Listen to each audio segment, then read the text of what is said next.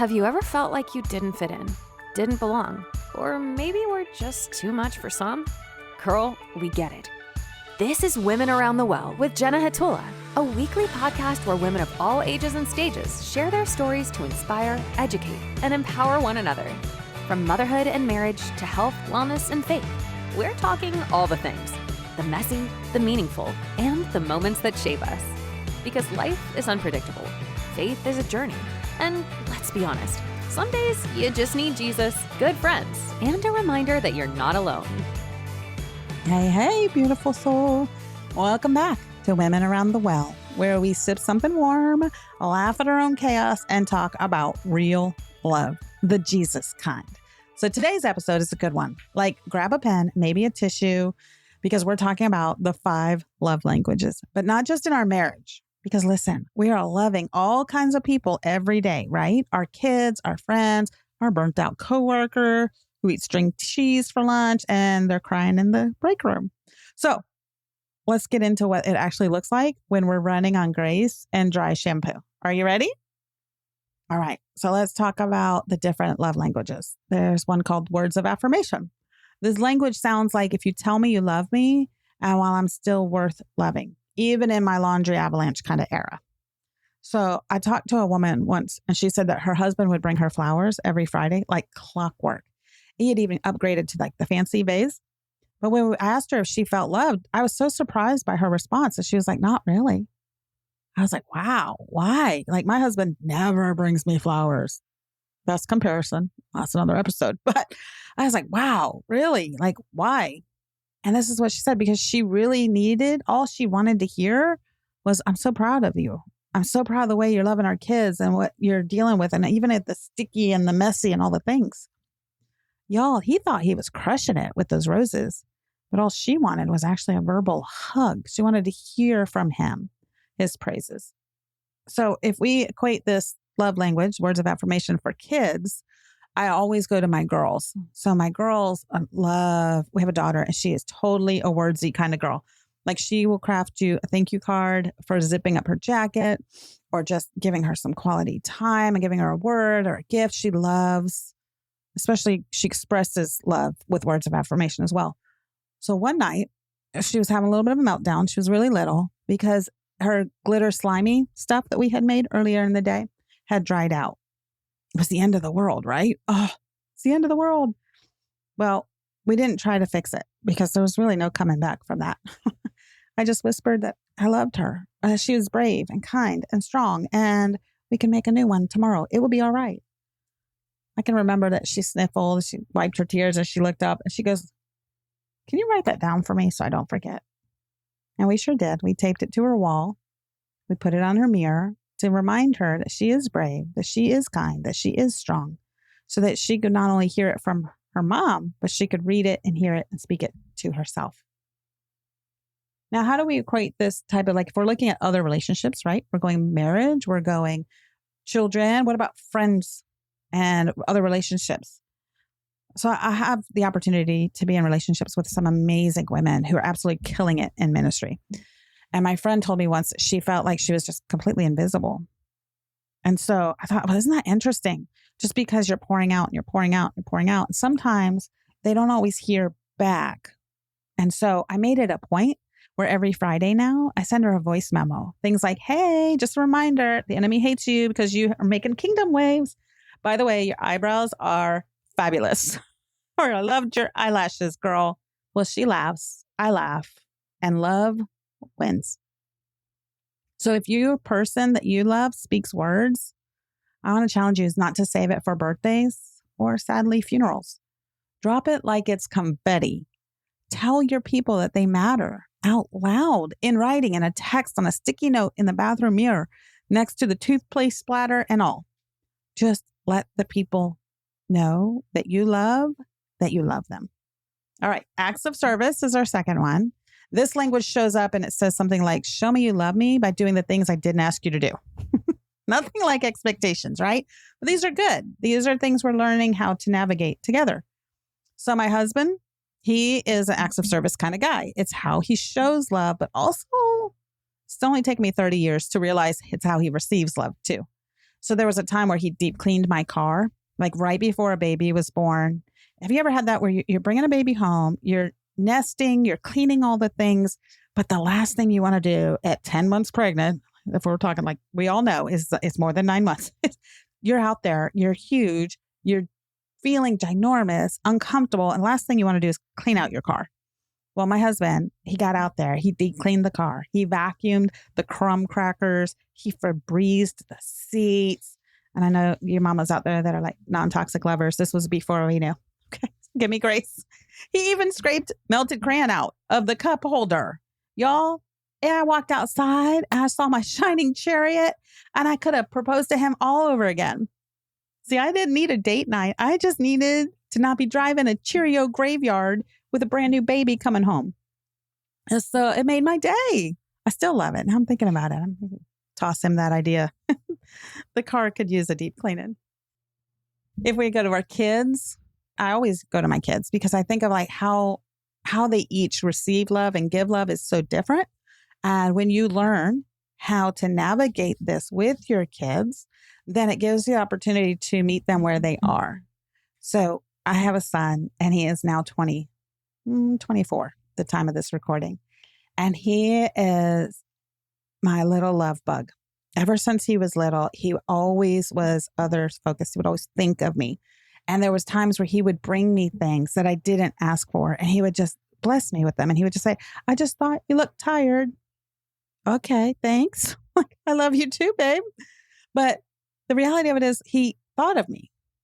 And in that moment of him thinking of me, he would hand me a cheese stick or crackers, or he would cut his peanut butter and jelly in half and like want to share and give it to me. And he was serving in those moments. And it was a holy moment. And even today, as an adult, he still does that today. He'll see something and he'll be, I thought of you. I thought, like, I just wanted to make sure that, this was done or if you needed anything. And I'll come home and the laundry's done or the kitchen's cleaned up or maybe the yard got mowed without being asked. Those little things can be really a great opportunity to show love. Either you're receiving it through acts of service or you're giving it. But if we're talking about relationships with friends, I have another story, another example. That's the right word, is that I've had times where I've been really sick in my journey of motherhood, of having babies, of recovering from having babies. And I've had friends showing up unannounced with homemade soup, fuzzy socks, and dry shampoo. She did not stay, but all she said was just what I needed. And that was, this is for you. I thought of you and I thought that this would help you today. She left the soup on the porch and texted with a little note that just said the grace is in the Tupperware. Heat it up when you're ready. I want my Tupperware back. I love you. Like, come on. Who needs diamonds when you've got friends who bring you lentil soups and dignity? Really?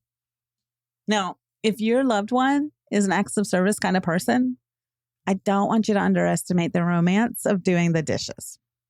That love note might look like matching socks or giving your attention to them in a way of serving a need that they might have that's unspoken and being a blessing to them in a way that maybe takes you out of your way, but it shows them not only were you thinking of them, but that you were willing to go that extra mile to do something for them. All right. The third gift is receiving gifts.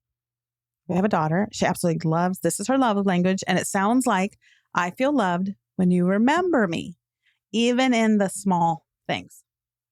So I've been blessed to have different groups and different women and husbands throughout the years. We've done small groups and ministry moments and things like that. But we had the sweetest story. And it was a couple who'd been married for 30 something years. And he had gone on a hike and she couldn't go with him that time because she was homesick. But he went on the hike, he went and did his thing, and he came home and he gave her a rock. Yep, you heard me right, a rock, R-O-C-K, and not like the big 5-carat kind, just a rock. And he said, I wanted you to have a piece of where I was. Y'all, how sweet is that? And you know what? She still keeps it on her dresser right next to her Bible today. Because see, for her, it wasn't a rock. It was a remembrance that he thought of her in the moment. I was like, oh, how sweet is that? All right, I'm back to my kids' stories because we've got a lot of kids, so we can cover all these love languages. But the kids are so funny. So when they give you gifts, have you ever gotten those little love notes? I love to do this. So it's not just on birthdays in our house. We tend to like the pop up sticky notes in places and just words of affirmation or encouragement or love or support. I try to meet all their needs wherever they're at and touch all the bases. But I have a son and he will send me the sweetest text messages now in reels.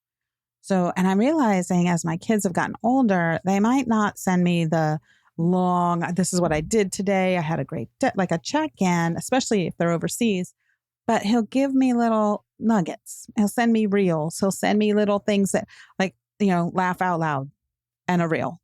And it goes, I'll watch the reel and I will respond. And it is so heartwarming to know that in the moment of him flipping through Instagram or social media, wherever he was, he actually had a moment where he thought of his mom, who was thousands of miles back home. And I love that. That fills up my cup. In other relationships, it can kind of look like having friends that just think of you in the thrift store or in the dollar store. One of my favorite gifts was receiving a keychain once, and it said, "Your presence is enough." She didn't even know that I've been struggling with imposter syndrome and feeling like I had to perform to be loved. She just saw a $3 keychain with this verse on it that your presence is enough. And she made her think of me. And I loved that. I kept it forever until the little chainy thing broke off and it split in half. And now, you know what? It's still saved in my treasure box. Makes me think of her. So receiving gifts isn't about money. It's about meaning. If you know a gifts person, don't overthink it. It can be as simple as coffee, a Post-it note, or handmade playlist. Just let them know that you were thinking of them when you saw it. It will mean the world to them. Okay, this is a big one. I think for women in general and men too, but for me, it's quality time. And this language sounds like just be with me and actually be with me, like be fully present. So one of the things that we would do in our marriage through counseling, we learned about couch time. Now, couch time was something when our kids were little that we had Kenny would come home from work and he would come in, grab a baby. I would go take a shower. I would wash my hair. I would have a couple minutes. There was no time of connection. We were just going from one activity to the next activity. And before you know it, kids are bathed, they're fed, they're in bed, and you're done. You're checked out for the night. So we learned about this thing called couch time, which was every night we would no phones, no TV, just 5, 10, 15 minutes of sitting eye to eye, talking on the couch. And the kids would sit there on the floor with snacks. Or at that time, we didn't have like devices or iPads or anything like that. We just, here you go. They had their own little space where they could play, and they were little, and they knew that this was just for a little bit of time. So every day we had a little bit of time to connect or reconnect and share about our day. And recently I have gotten the opportunity to travel. I love adventure and I love traveling. And my business has been such a blessing to spark this adventure, this wanderlust again in me that came about when I was a kid. Now, because of that, I get the opportunity to take my children with me. So my older son and I got the opportunity to go to Punta Cana. And I'd never been. He hadn't either. And we started researching it and found out it's a beautiful island. There's so many activities, different things to do. And it was so much fun because he was just getting ready to leave for college. So it gave us one-on-one time alone for a week to go on whatever adventures he wanted. He got to pick. So he picked snorkeling with fish. And I will never forget all the videos of him feeding these mobs of fish with little bitty pieces of bread. And the look of wonder and excitement and maybe a little fear too of what was going on. And we went ATVing. We had these four-wheelers through the mud. We were soaked, so soaked from head to toe. But then we jumped in a cavern. We had a pool of fresh water in the bottom, and we got to go to the chocolate factory where they make cocoa beans. Amazing time. But my favorite part was sitting on the beach with him in the pink sand at sunset. And he looked at me and he said, "Mom, you're actually really fun." I'm like, amen. I am pretty fun. I'm glad you think so too. But it's those quiet moments. He needed that one-on-one time. That's his love language. Another example of like friendship stories is that when you have friends who you can sit with and you don't always need to talk. You can just have a conversation with no words. The conversation's silence. But honestly, it's about the quality time, the being together. And having great conversations is great too. But there are times where being still is so powerful, just to let them know that they're seen, they're known, they're loved, and they're valued. So quality time, it doesn't have to be fancy or expensive. It does not have to be about the activity. It's about your attention. So put your phone down, pause that multitasking, lean in, and they'll feel it too. Now, physical touch is the fifth one. This is a hug speaks louder than words. I think everybody can agree, all the wives out there can agree that the husbands are probably high on the physical touch. And if you have littles underfoot, you might just be touched out. At the end of the day, you're exhausted, you're tired, you've been smudged on, you've been drooled on, you might even smell like day-old breast milk. But he still sees you as that girl that he fell in love with. And so that's the best part about how God has wired our husbands' brains. Amen for that. But I want to tell you about a story a friend of mine shared in a counseling session that we had. And it was about her husband holding her hand for the first time after years of distance. She didn't realize how much she actually needed that. And it was a simple physical act. It was just a little moment where he was reaching for her during prayer, or when he would brush her hair back in the kitchen, or he'd just offer her a gentle, compassionate touch. He would rub her feet for the sake of rubbing her feet. Ladies, you know what I'm saying? There was no attachment to it. It was just a physical act of being present. And you know what she said? It was the sweetest thing. She said it still reminded me that I still belonged to someone, that I was still his girl. Come on now. Like, that was amazing. And I just love the story because it reminded me that those little things, whether it's you love somebody that has physical touch or you're the person that needs the physical touch. There's statistics out there that talk about the length of hugging someone.